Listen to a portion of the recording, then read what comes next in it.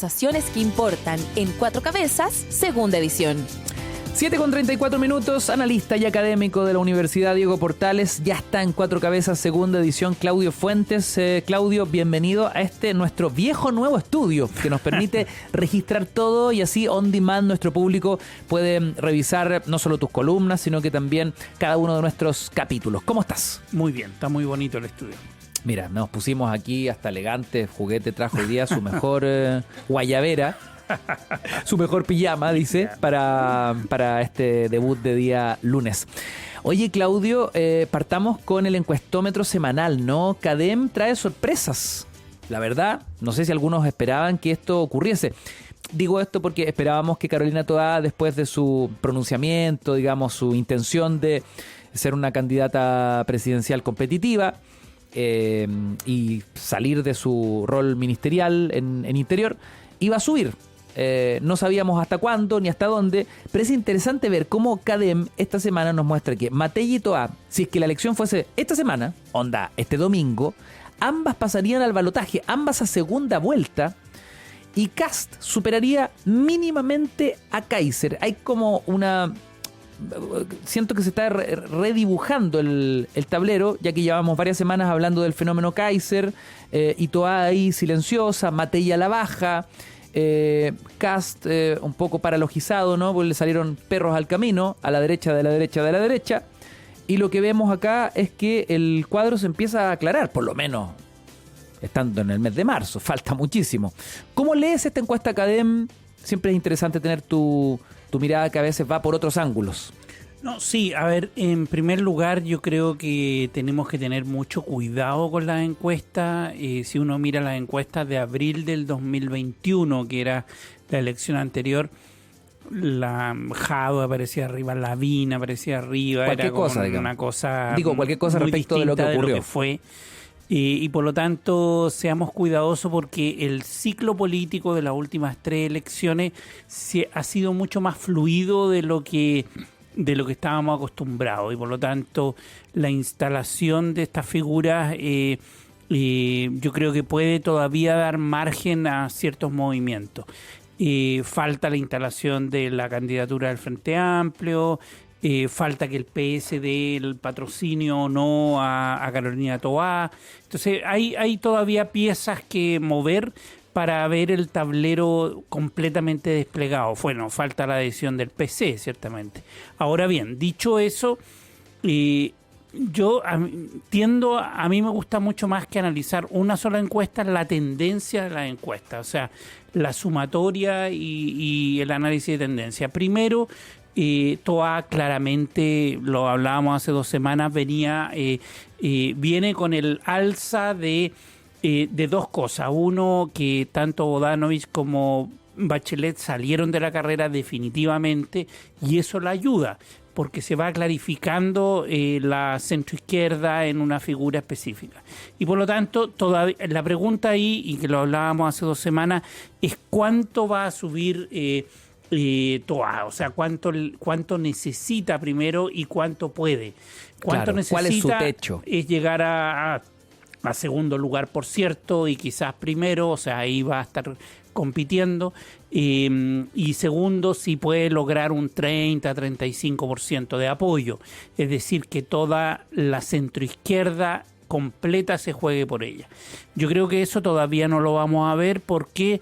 Porque hay indefiniciones todavía, y segundo, porque estamos en una primaria, y en la primaria las fuerzas políticas se dividen, o sea, eso es lo natural que sucede, y por lo tanto no deberíamos ver a Toá sobre el 25-28%. Me pasó algo de cuando aparecen las primeras imágenes a partir de la noticia de la encuesta, ¿no? Los medios dividen en un cuadro, en las redes sociales, en las páginas de internet, una foto de Evelyn Matei, otra gran foto de Carolina Toá, en 50 y 50, ¿no? Un mundo binario, dividido, y uno dice, qué increíble que si esto llegase a ocurrir en la segunda vuelta, es que este país sigue siendo el mismo de siempre, digamos. El mismo de siempre. La hija de un ex ministro de Allende versus la hija de un ex miembro de la Junta Militar se debaten por la presidencia de la República en un 2025. Ambas mujeres de mundos y universos políticos, ideológicos, total y absolutamente distintos, pero que coinciden en ser hijas de personajes relevantes que escriben la historia desde lugares distintos y que es bien increíble llegar a eso una vez más. Y hay elementos interesantes. Ambas han sido alcaldesas, tienen una trayectoria política de ministras. Y por lo tanto, sí, yo creo que ese es un punto bien importante, es que lo que nosotros los politólogos llamamos clivajes, las divisiones de la sociedad, se reflejan en las candidaturas, sí se reflejan, y el eje obviamente va a ser para un sector el eje autoritarismo-democracia, pero otros elementos también van a ser relevantes, como el tema seguridad, que ha estado puesta en la agenda, pero a más no poder. Y ¿le puede llegar a jugar a favor el tema seguridad? Mercado. ¿Perdón? El tema seguridad le puede llegar a jugar a favor a toda. Lo planteo porque sabemos que siendo ella la ministra a cargo, ¿no?, de un gobierno que enfrenta una crisis de seguridad, es el flanco más sabroso para atacarla. Pero por otro lado, ella puede decir, soy la persona que más sé al respecto. Estaba a cargo de aquello. Sí, va a depender mucho en esto de otra cosa con guitarra, digamos. Sí, y de la capacidad del gobierno de mostrar resultados. Porque puede mostrar resultados. Hay un debate ahora sobre, ¿qué tipo de agenda se impuso en este gobierno? ¿Se impuso la agenda de la derecha o fue el gobierno el que impuso ciertos temas? Ese tema ya está en la agenda de la élite, yo creo que va a estar en la agenda electoral si es que va a ser esta dupla de Matei versus Toá. Segundo, los resultados.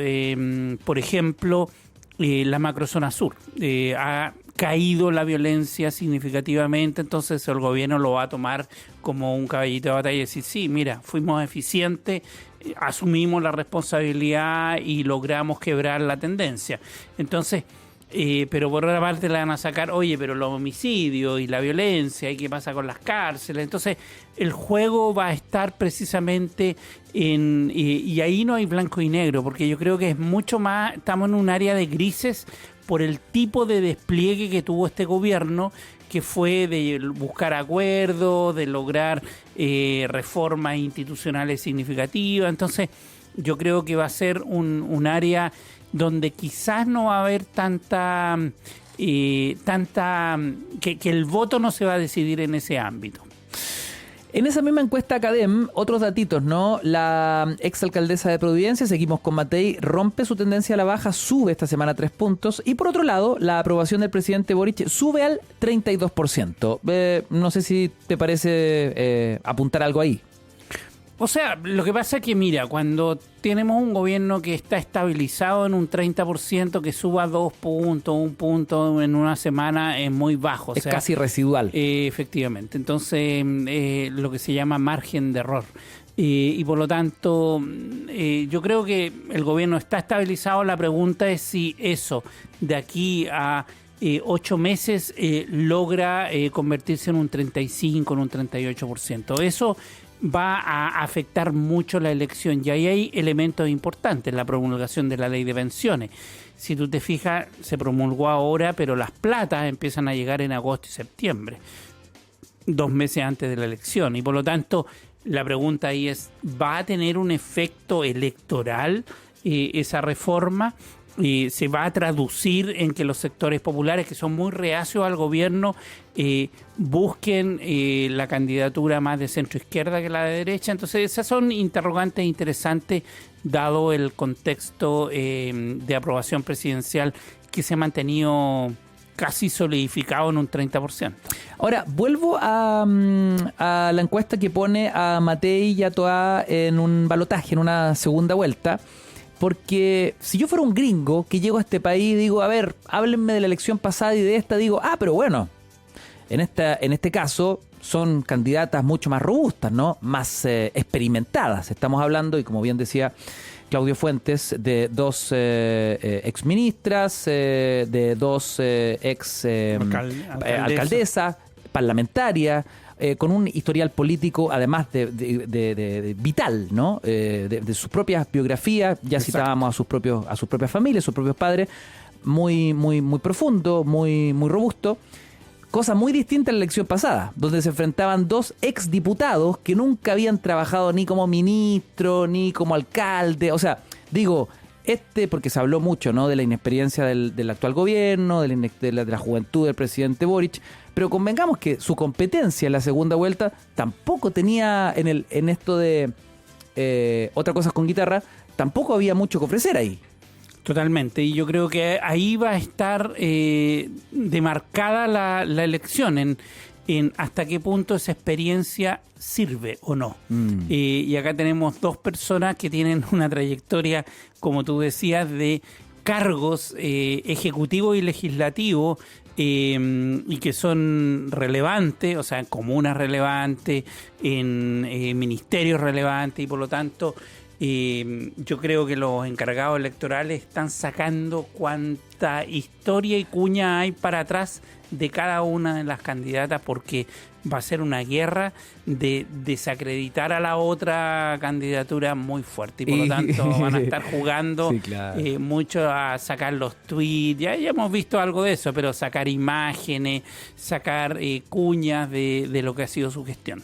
No, muy interesante, porque claro, cuánto esa experiencia te sirve, pero a la vez puede ser tu karma, tu cruz. Sí, no, y hemos visto eso en el pasado mucho. Uh-huh. Son ya las 7:46. Vamos a escuchar a Nora Jones y seguimos debatiendo sobre la semana política con Claudio Fuentes, analista y académico de la Universidad Diego Portales, acá en Cuatro Cabezas, segunda edición.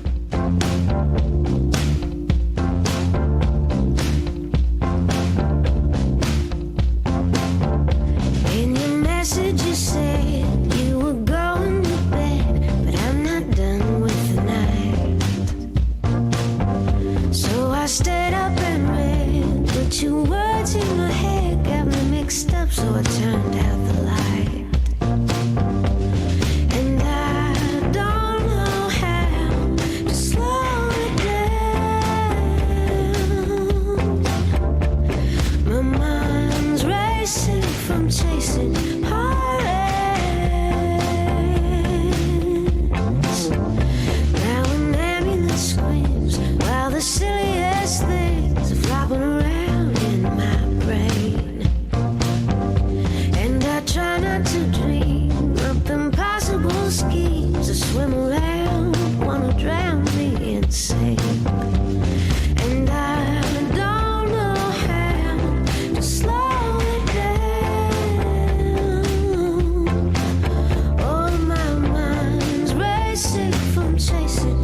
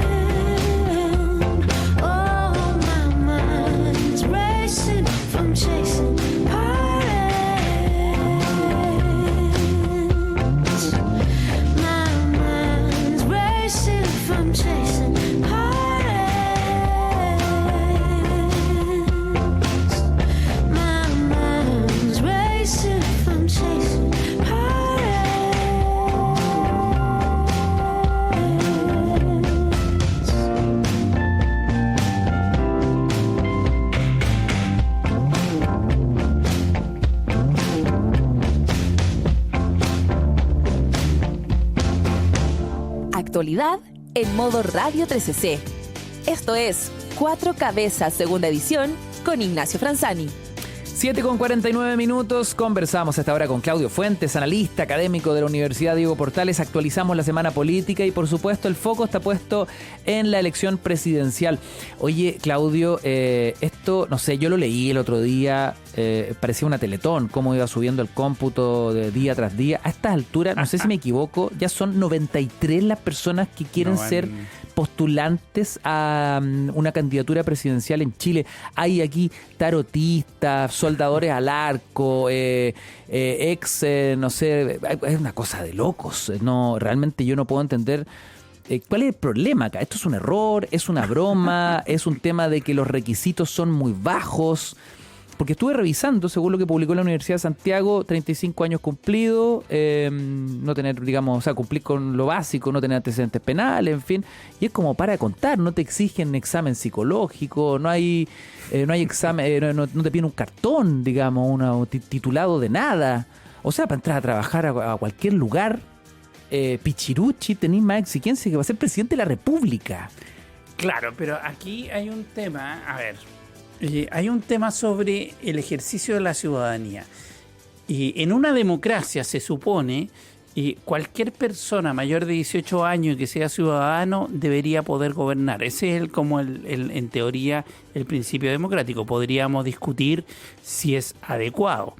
Porque si tú colocas, por ejemplo, el requisito de haber estudiado Derecho para ser parlamentario o estás limitando el ejercicio de esa soberanía. Claro, podría tildarse de discriminatorio. Claro, y si además que tienes que pagar por titularte, por estudiar, etcétera, está generando que las élites no gobiernen. Entonces, ahí hay un debate sobre cuál es realmente el tipo de requisito que tú tienes que colocar.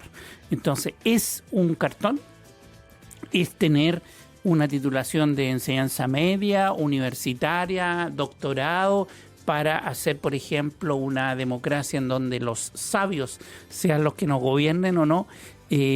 Porque si no, podríamos poner ya que sea doctor en economía. Pues claro. Si es tan importante para el país, ¿por qué no ponemos ese requisito? Experto en seguridad. Claro. Claro, entonces, ya podría ser cualquier cosa. Efectivo. Entonces, ahí yo creo que hay una discusión que dar sobre qué tipo de requisito. Lo que tú planteas, examen psicológico. La otra vez me decía una persona, me decía, oye, pero si para entrar a una empresa, claro, te hacen el test psicológico, ¿por qué no para entrar a la política? Es el desde. Y porque hemos visto, discúlpenme, pero hemos visto unos numeritos en el Congreso que uno dice, aquí hay varios que ese test no te lo pasan. Exacto. Entonces, esa discusión de los requisitos yo creo que es interesante y hay ahí dos visiones. Uno que dicen no, que compita y que gane el más mejor, en el fondo, que todo sea. Y otros que ponen requisitos más exigentes en términos de las condiciones. Por ejemplo, poner requisitos asociados a pagar las pensiones de alimentos. Claro. Podría ser un requisito interesante que te descartaría a miles de personas hoy día que no están pagando su pensión alimenticia. Sobre todo papitos corazón. Porque exacto. Entonces, por eso yo creo que marginal. Esa discusión es interesante. Segundo, ¿qué está pasando? A la fecha yo llevaba 96, pero fue hace como una hora. Yo creo que si entramos ahora... Fíjate que yo vi hace poco 93 y en ese rato ya entraron 3 más. Un tuitero me dijo... ¡Qué locura! La semana pasada eran 60. Un tuitero que eran 100, pero ya llegaron a 100, pero no estoy tan seguro. Oye, pero ¿quién da más? Esto es como una rifa. Claro, entonces, y ahí viene sería súper interesante estudiar las motivaciones de estas personas, porque... Primero, juntar 35.000 firmas en el día de hoy es muy difícil. Claro. Que va a ser el gran cortador de... Sí, yo creo que prácticamente ninguno va a alcanzar las 35.000 firmas. Ahí está el sedazo. Claro, porque imagínate 35.000 firmas multiplicado por 100 candidatos, son 3,5 millones de firmas que no pueden repetirse. Claro. Porque si tú apoyas a uno, no podías apoyar a otro. Y por lo tanto... ¿Tú crees que van a haber 3,5 millones de chilenos que van a apoyar a alguien? Es imposible. Eso matemáticamente es muy difícil. Electoralmente no existe eso. No existe. No, a lo más han habido en una primaria, pero de partidos que movilizan a militantes y no militantes, 3 millones más o menos. Entonces, y en general es más cerca del millón que de los 3 millones. Pero lo segundo es que ¿Qué es lo que refleja esta situación? Uno, refleja que hoy día en el escenario político no hay liderazgos fuertes que inhiban la emergencia de, mira, yo quiero ser. Ese por una parte es una interpretación, es decir, que no hay en la política chilena liderazgos que rápidamente descarten, sí, la Bachelet va a ser, ¿cachai? Ese como que en eso hace tiempo se decía eso y por lo tanto, pero esa sensación hoy día no está. O sea, fíjate que hoy día solo a nivel político hay 23 figuras que están rondando la presidencial, desde Mulet, Jadwe, todo, así sumado todo, 23, 24 personas que están en los partidos rondando las primarias. Y por lo tanto es muy disperso. Y lo segundo, te habla de la fragmentación, es decir, que tampoco en la sociedad civil, en lo independiente, hay figuras que unifiquen, que agreguen, que aglutinen para competir. Y por lo tanto hoy día no hay estos liderazgos sociales fuertes que podríamos haber visto en el pasado que atraen para este tipo de candidaturas. ¿Había ocurrido esto antes? Yo no lo había escuchado. No, habían llegado a números altos, pero claro, en las noticias no se veía mucho porque antes, en el sistema anterior, tenías que ir con la firma manual, con un papelito ante notario, tenías que ir a una notaria, entonces era muy difícil de contar. En cambio ahora tú entras al sistema y ves los 100. Pero creo que eran cifras relativamente altas, pero yo creo que no tan altas como ahora. Ahora, mucho se habla, que esta es como la parte oscura, el backstage de este asunto, que se presentan aquí ciertos incentivos, ¿no? Algo perverso. Es un pequeño negocito para el que intenta recolectar la firma y meterse en esto, y que no necesariamente su intención es un llamado patriota de liderar el país, sino que más bien es una figuración mediática, es obtener algún tipo de cupito posterior para el Parlamento, o anda a saber tú, digamos. Y por eso también esto se convierte en una situación que termina siendo como un mal chiste, ¿no? Sí, algunos de ellos yo creo que pueden tener motivaciones de figuración, es decir, darse a conocer, salir en la prensa, que salga la foto y eso te ayuda, no sé, en un sindicato o en alguna parte específica. Segundo, hay algunos que han planteado que si tú logras llegar a la papeleta, después puedes obtener plata por los votos obtenidos, pero esa argumentación es un poquito más alambricada porque tú tienes que obtener plata, pero tienes que rendir también, o sea, tienes que gastar. Y hoy día los sistemas de control son mayores, entonces no sería un buen negocio. No es tan buen negocio como quizás era antes, que era más difícil de capturar. Efectivamente, el control del CERVEL ha aumentado significativamente el control del gasto, de cómo se gastó.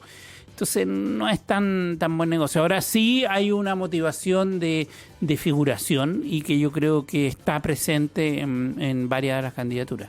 Bueno, vamos a ver cómo se decanta estas prácticamente 100 figuras que se han postulado como candidatos presidenciales independientes a la moneda. Como sea, la carrera ya está desatada. Querido Claudio Fuentes, gracias por visitarnos. Soy analista académico de la Universidad Diego Portales, lunes por medio en 4 Cabezas, segunda edición.